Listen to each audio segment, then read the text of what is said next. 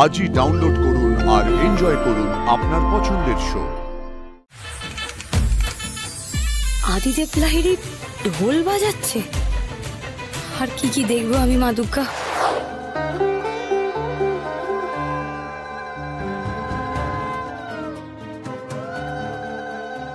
তুমি আদিকে দেখেছো বাবা?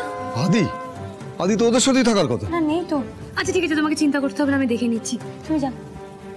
এই বাবা, তোমার আবার কি হলো ভাই? এমনি করে কেন করছো? কিছু না। কিছু না মানে? দেখো বাড়ি শুধু সবাই আমরা ডাক্তার, কিছু না বলে কিন্তু তুমি এভাবে এড়িয়ে যেতে পারবে না। কি হয়েছে দেখাও, কোথাও লেগে গেছে? কি হয়েছে? আপনি বড্ড নাছোড়বান্দা আছেন তো, আপনাকে না করলেও ছাড়তে চান না। বাহ, একটু সময়ের মধ্যে বুঝে গেছো তো যে আমি নাছোড়বান্দা? খুব ভালো। রুমালটা সরাও, আমি দেখবো তোমার কি হয়েছে। দেখি। আরে বাবা দেখাও না, সরাও।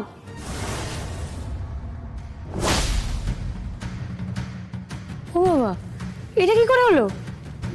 পড়ে গেছি, কাল রাতে উঠেছিলাম আর অন্ধকার ছিল, তাই পা হড়কে গেছে।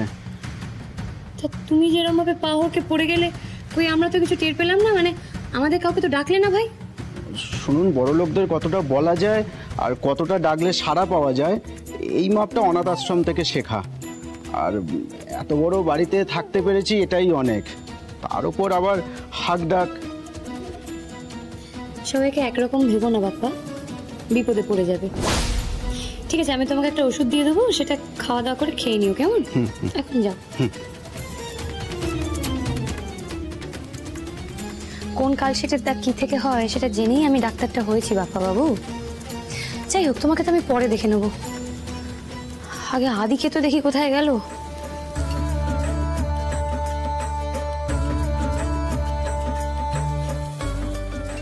এই তো মেয়ের দাদা চলে এসেছে। কোথায় ছিলে এতক্ষণ তুমি?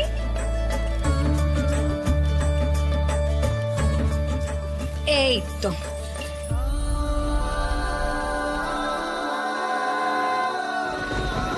মা, তোমার মুখে কি হলো গো? তেমন কিছু না, আপনারা যা করছিলেন করুন না। উল্টো দাও, উল্টো দাও, উল্টো দাও।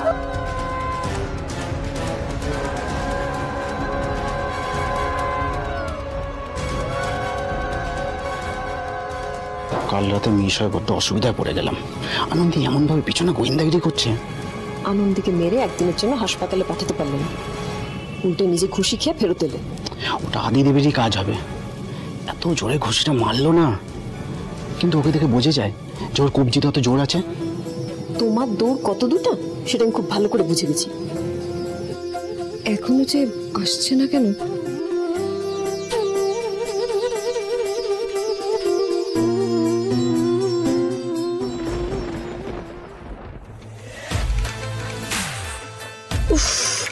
Pick up the phone.